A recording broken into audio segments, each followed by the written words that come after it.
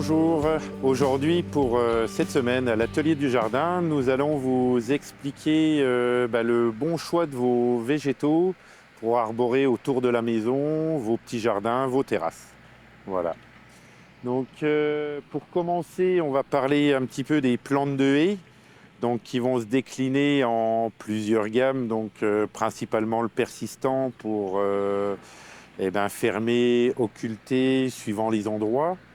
Donc on peut parler de l'Elaeagnus panaché, cette plante persistante en l'occurrence avec un beau feuillage coloré. On aura également des variétés très proches en feuillage vert comme ceci. Beaucoup de couleurs avec le Photinia. Photinia qui est très poussant, assez dense également. Nous aurons également le cyprès de Leyland qui reste le conifère qui résiste le mieux par rapport à nos périodes de chaleur et de sécheresse. Par la suite, on a aussi également le laurier du Caucase qui est une très bonne plante résistante. Par rapport à tout ça, on peut parler aussi de haies de charmille qui est très bien par rapport à la biodiversité. Il y a aussi tout ce qui est haies vives et fleuries.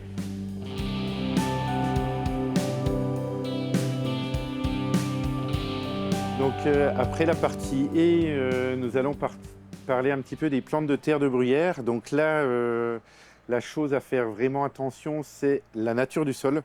Très important par rapport à vos plantations et l'espace où vous voulez les mettre. Ces plantes-là sont acidophiles, donc c'est qu'elles aiment l'acidité.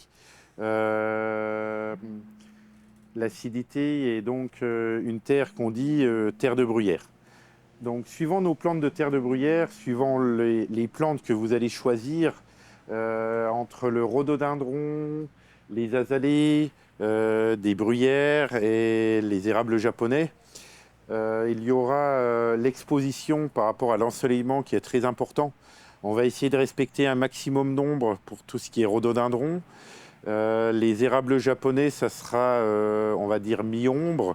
On aura le magnolia où lui supporte le soleil, mais toujours un sol en terre de bruyère.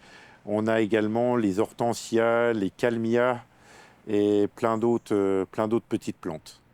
Je vais vous parler maintenant de l'azalée mollis. Donc cette azalée, c'est la cousine du rhododendron. L'avantage qu'on peut avoir avec cette plante, c'est qu'elle va fleurir avant son feuillage. Son feuillage, comme on le voit là, qui démarre seulement, donc ce qui veut dire qu'il est caduc en hiver. Le fait qu'elle soit caduque, on peut la placer un peu plus au soleil par rapport à son cousin, le rhododendron. Donc pour aujourd'hui, et peut-être pour terminer avec une superbe plante, les érables japonais que beaucoup de monde apprécie. Toujours le respect de la terre de bruyère, ces couleurs magnifiques. Alors une plante sympa et suivant les variétés qu'on peut même cultiver en bac au bord de sa terrasse. Respecter par rapport à sa variété la hauteur car certains érables peuvent monter jusqu'à 3 mètres. D'autres vont partir un petit peu plus étalés, mais sur une hauteur d'1 mètre, 1 mètre 50. Des feuillages découpés, rouges, verts, jaunes, des verts qui se colorent magnifiquement à l'automne.